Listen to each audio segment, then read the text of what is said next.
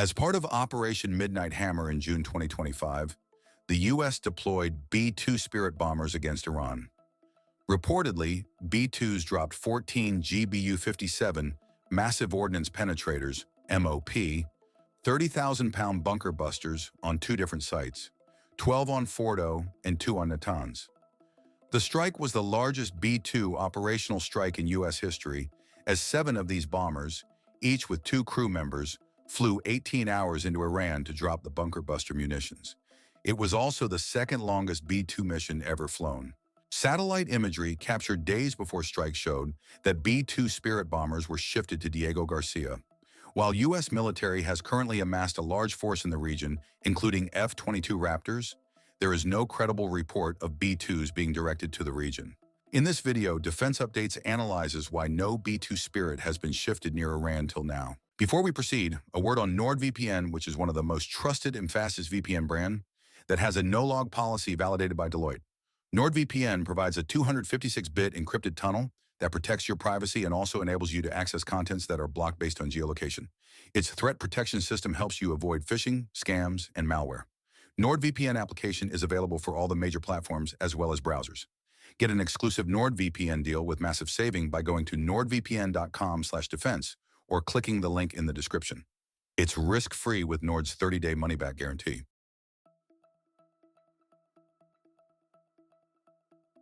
The United States and Iran are once again engaged in high-stakes diplomacy centered on Tehran's nuclear program. As of now, negotiations are active but fragile, characterized by cautious optimism, deep structural disagreements, and mounting military pressure on both sides. Iranian Foreign Minister Abbas Araghchi has said a deal is within reach if diplomacy is prioritized, reflecting Tehran's desire to avoid further escalation. Meanwhile, U.S. officials continue to press for stronger nuclear restrictions before offering meaningful sanctions relief. Some reports suggest Tehran has indicated it is prepared to reduce uranium enrichment from the current 60% to roughly 3.6%, aligning with the threshold set under the 2015 nuclear accord. According to the diplomat, Washington did not push for a complete zero enrichment requirement during the last round of negotiations. The emerging draft framework proposes that Iran halt enrichment activities for 7 years, although the United States is pressing for a longer 10-year pause. One of the central sticking points remains Iran's stockpile, which amounts to several hundred kilograms of enriched uranium. Tehran has rejected transferring the material overseas and is instead offering to dilute it. Washington, by contrast, continues to demand that the stockpile be physically removed from Iranian soil. There is clearly more diplomatic movement today than in much of 2024 to 2025, and both capitals publicly signal openness to a deal. Washington's strategy appears 2 tracks: diplomacy to secure nuclear limits and deterrence to pressure Tehran into concessions. President Donald Trump has repeatedly warned that military options remain on the table if dialogues fail.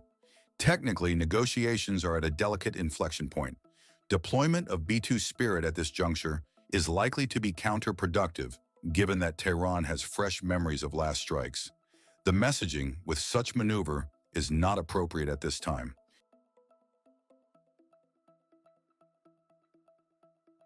The key target for the last year's mission was Fordow plant.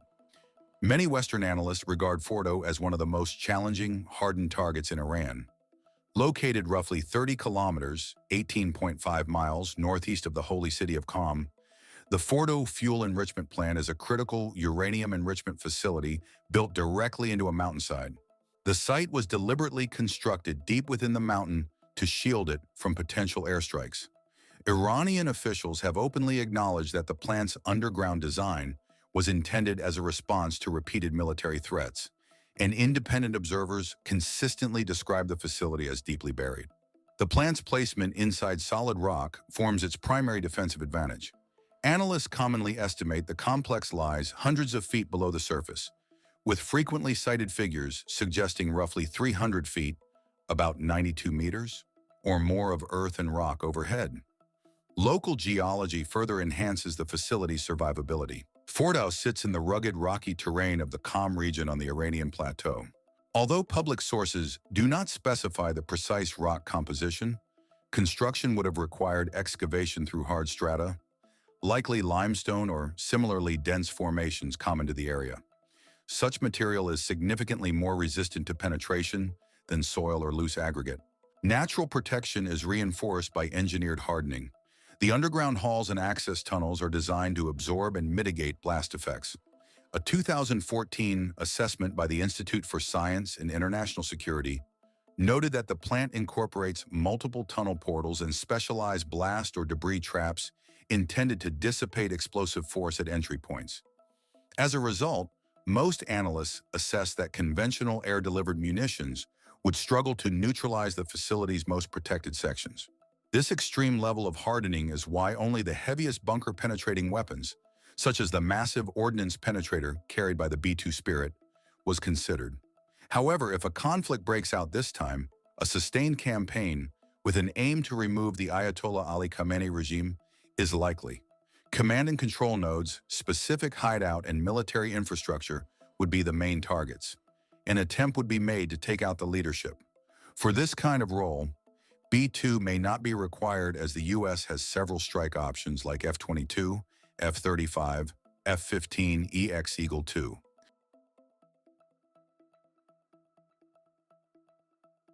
While the B-2 has not yet been shifted, this can be done pretty quickly.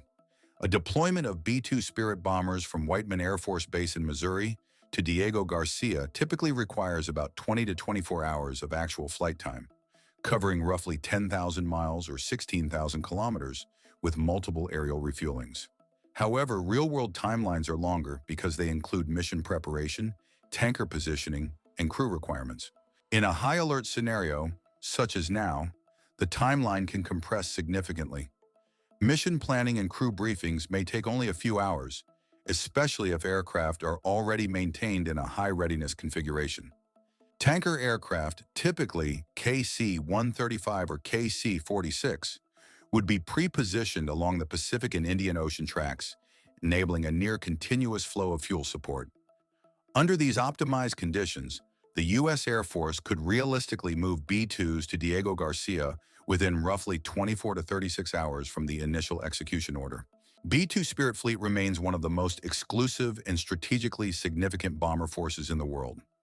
Only 21 aircraft were produced, and after attrition, about 20 remain in service today. This small fleet size makes each airframe exceptionally valuable, and the aircraft are maintained under rigorous, low-observable sustainment programs to preserve their stealth performance.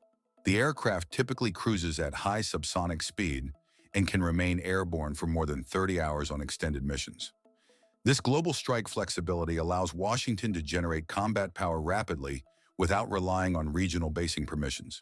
So the primary pacing factors are aerial refueling support, maintenance readiness, crew duty limits, and routing considerations. But the B-2 was specifically designed for rapid global power projection and has repeatedly demonstrated the ability to deploy intercontinentally on short notice.